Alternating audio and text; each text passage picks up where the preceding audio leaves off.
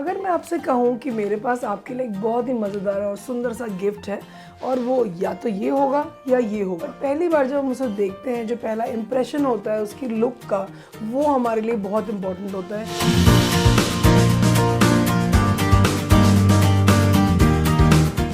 Clothing के अलावा जो एक इम्पॉर्टेंट चीज़ है वो है एक और हमारे फुटवेयर। फुटवेयर के लिए गर्ल्स के पास तो बहुत सारे ऑप्शंस हैं, अलग अलग कलर्स, अलग अलग पैटर्न्स। बॉयज़ के पास लिमिटेड ऑप्शंस होते हैं और बॉयज़ को ये चीज़ बहुत ही केयरफुली चूज़ करनी होती है। बहुत ज़्यादा ब्लिंग और बहुत ज़्यादा आप इस तरह की चीज़ें पहनोगे तो ऑब्वियसली वो बहुत ज़्यादा आउट ऑफ प्लेस लगता है। तो किस ओकेजन में आप किस तरह के फुटवेयर को यूज़ कर रहे हो, किस ड्रेस के साथ आप किस तरह के फुटवेयर को यूज़ कर रहे हो, ये इंपॉर्टेंट है। ऑब्वियसली वो कंफर्टेबल होना चाहिए, उसका लुक अच्छा होना चाहिए। शैबी सा गंदा सा फुटवेयर पहन के आपको कभी भी नहीं जाना है, इसका आपको ध्यान रखना है। ऐसा नहीं है कि आपने खुद को तो खूब चमका लिया, ब्रांडेड कपड़े भी पहन लिए और फुटवेयर बेकार से पहना हुआ है, तो वो भी एक इम्पॉर्टेंट पार्ट है। बिकॉज जब भी हम किसी से मिलते हैं तो हमारी नज़र ज़रूर जाती है उनके फुटवेयर पर। तो ज़रूरी नहीं कि आप ब्रांडेड कपड़े और ब्रांडेड फुटवेयर ख़रीदें, आप कंफर्टेबल चीज़ें लीजिए जो आपके बजट में हो, अफोर्डेबल हो। एज अ स्टूडेंट इस चीज़ का ध्यान रखना बहुत ज़रूरी होता है और फिर आप उनको यूज़ करिए और यूज़ करके आपको पता चल जाता है कि किस तरह की चीज़ें आपको आप पे सूट करती हैं, आपके लिए अच्छी हैं और आपके पॉकेट फ्रेंडली भी हैं। और जो भी आपको कंफर्टेबल लगे उसी के साथ आप आगे कंटिन्यू कर सकते हैं। बट ये दोनों चीज़ें अच्छी होनी चाहिए, ये बहुत इम्पॉर्टेंट है। साथ में कुछ चीज़ें जो आजकल बहुत ज़्यादा इंपॉर्टेंट हो गई हैं वो है एक्सेसरीज़। आपने देखा होगा कि girls and boys different accessories, earrings, गले में कुछ, हाथ में कुछ, इस तरह की चीज़ें लेके चलते हैं। तो वो जो आपकी एक्सेसरीज़ हैं वो किस तरह की हैं, बहुत ज़्यादा गॉडी तो नहीं है, बहुत ज़्यादा शाइनी तो नहीं है, बहुत ज़्यादा आपको एक अलग तरह का लुक तो नहीं दे रही। स्पेशली जब आप किसी प्रोफेशनल जगह पे जाते हो, किसी इवेंट में जाते हो या किसी इंटरव्यू के लिए जाते हो, तो किस तरह की एक्सेसरीज़ आप कैरी कर रहे हो, ये बहुत ज़रूरी है ध्यान देना। तो आपको ज़रूर इस तरह की पहले से रिसर्च करके जाना चाहिए कि जब आप जिस इवेंट में या जिस जगह पर आप जा रहे हो, क्या ये ड्रेस, क्या ये फुटवेयर और क्या ये एक्सेसरीज़ वहाँ के लिए सूटेबल रहेंगी। जब आप किसी पर्सनल इवेंट में हो या कैजुअल फ्रेंड्स के इवेंट में हो तब कुछ भी चलता है, बट जब आप एक प्रोफेशनल आउटलुक के साथ जा रहे हैं तब आपको इन चीज़ों का ध्यान बहुत ज़्यादा रखना है। अब आप सोचोगे यार ये सब तो हमें पता ही है, हम तो खुद ही बहुत अच्छे अच्छे ब्रांडेड कपड़े, जूते और उसके एक्सेसरीज यूज़ करते हैं और बहुत ही चमक दमक के निकलते हैं जब भी हमें बाहर कहीं जाना होता है। बट बहुत सारी चीज़ें ऐसी भी हैं जिनको हम बहुत इजीली इग्नोर कर देते हैं। हम यही फोकस करते रहते हैं कि हमने क्या पहना है अभी, जब भी हम बाहर निकल रहे हैं अभी हमने क्या फुटवेयर चूज़ किया है। बट इसके अलावा बहुत सारी ऐसी चीज़ें हैं जो डेली बेसिस पे जिन पे आपको काम करना पड़ेगा अगर आपको एक अच्छा लुक क्रिएट करना है अपना।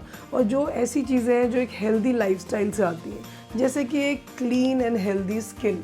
आप कितने ही अच्छे लग रहे हो, कितने ही अच्छे आपने कपड़े पहने हो, अगर आपकी स्किन अच्छी नहीं लग रही है, अगर आपका फेस हेल्दी नहीं लग रहा है, बहुत ज़्यादा डिस्टर्ब्ड है, पैची है, ब्लॉची है या बहुत सारे पिंपल्स हैं, ऐसी कोई या कोई और स्किन प्रॉब्लम उसमें लग रही है, तो आप ज़रूर सेल्फ कॉन्शियस फील करते हो। भले ही आपको कोई कुछ बोले ना बोले, आपको खुद ही लगता है कि यार ये कुछ अजीब सा लग रहा है और मैं उतना अच्छा नहीं लग पा रही हूँ जितना मुझे लगना चाहिए।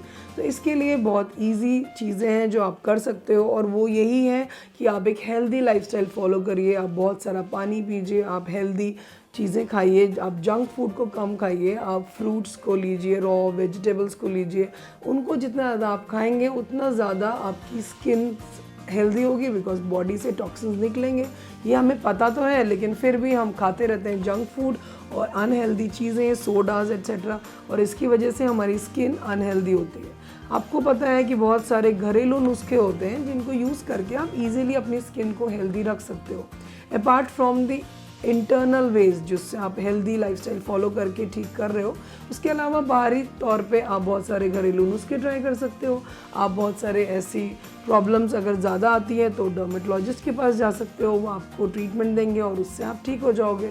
बट अगर कोई भी ऐसी चीज़ है जो आपको कंसर्न दे रही है, जो आपको सबकॉन्शियसली आपको फील कराती है कि आप you are not looking good enough, तो आपको ज़रूर इसको सॉर्ट आउट करना चाहिए, चाहे वो कोई भी तरीके से सॉर्ट आउट हो।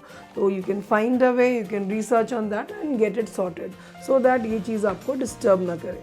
जैसे कि हमारी स्किन हेल्दी होना इम्पॉर्टेंट है, साथ ही हमारे जो हेयर है वो भी वेल ग्रूम्ड और हेल्दी होना बहुत इम्पॉर्टेंट है।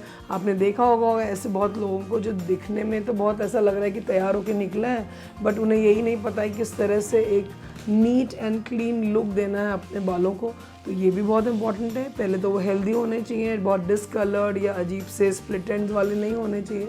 फिर उसके बाद जिस भी तरह के आपने इवेंट में जाना है या जिस भी तरह से आपने उन्हें स्टाइल करना है वो होना चाहिए एक अच्छा कट, एक अच्छा स्टाइल और वेल ग्रूम्ड। इन टोटलिटी आपको एक क्लीन लुक देना चाहिए, आपको लगना चाहिए कि एक वेल ग्रूम्ड इंडिविजुअल है। बिखरे बिखरे से बाल और अजीब सी स्टाइल्स करने के बजाय ज़्यादा बेटर होगा कि आप एक क्लीन स्टाइल को चूज़ करें जो कि ज़्यादा आपकी पर्सनालिटी के साथ जाए और उसको एनहांस करे। अब आप तैयार होके निकल पड़े हैं, बढ़िया से कपड़े पहन लिए, सुंदर से बाल बना लिए, बढ़िया सा फुटवेयर चूज़ किया है, अच्छी सी accessories and you are looking stylish. लेकिन अगर आपने एक चीज़ पर ध्यान नहीं दिया तो ज़रूर आप टर्न ऑफ कर देंगे अपने आसपास खड़े लोगों को, और वो इम्पॉर्टेंट चीज़ है बॉडी ओडोर।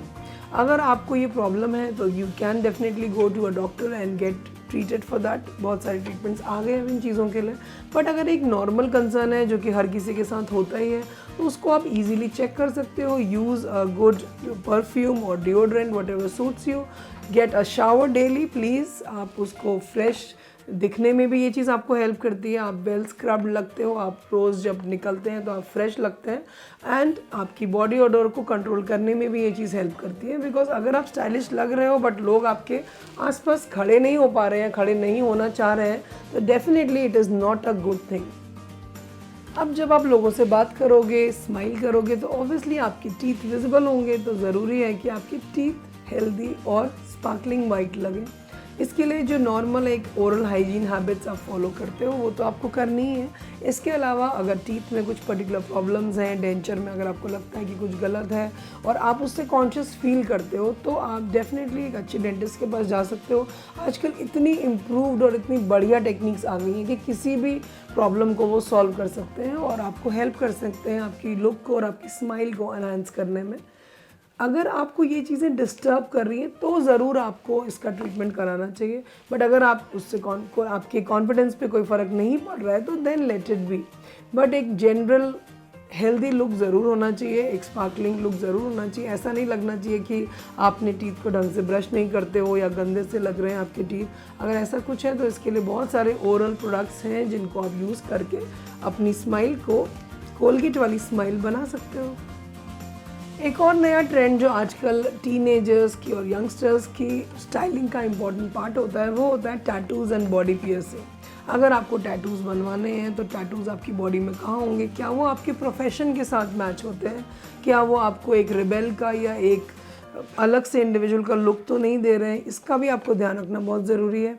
कहाँ पे आप पियर्सिंग करा रहे हो, फेस पे अलग अलग जगह आजकल बहुत सारी पियर्सिंग्स कराते हैं बच्चे, बट आप वो सब करके जब आप एक प्रोफेशनल इंटरव्यू में जाओगे तो obviously the interviewers will look at you at in a certain way, और हो सकता है वो आपको रिबेल की तरह देखें और उन्हें लगे कि ये अगर हमने एम्प्लॉय को चूज़ किया तो ये शायद बहुत अच्छा टीम वर्कर नहीं होगा, बहुत अच्छा एम्प्लॉय नहीं निकलेगा, बहुत मेहनती नहीं होगा, बात नहीं सुनता होगा।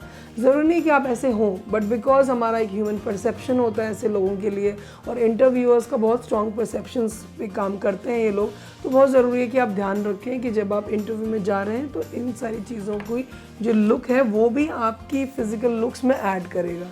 तो इन लॉन्ग टर्म बहुत ध्यान से चूज़ करके आप टैटूज़ वगैरह यूज़ करिए, बिकॉज़ ये ऐसी चीज़ें हैं जो आपने जोश जोश में करवा तो ली बट इनको रिमूव करवाना काफ़ी भारी पड़ जाता है। तो इनको सेंसिबली चूज़ करिए and then decide to get it done if you really want to do it, just not for the sake of it because friends ने कराया या कहा तो हमने भी करा लिया एंड बाद में आप रिग्रेट करें कि अरे ये क्यों करवा लिया।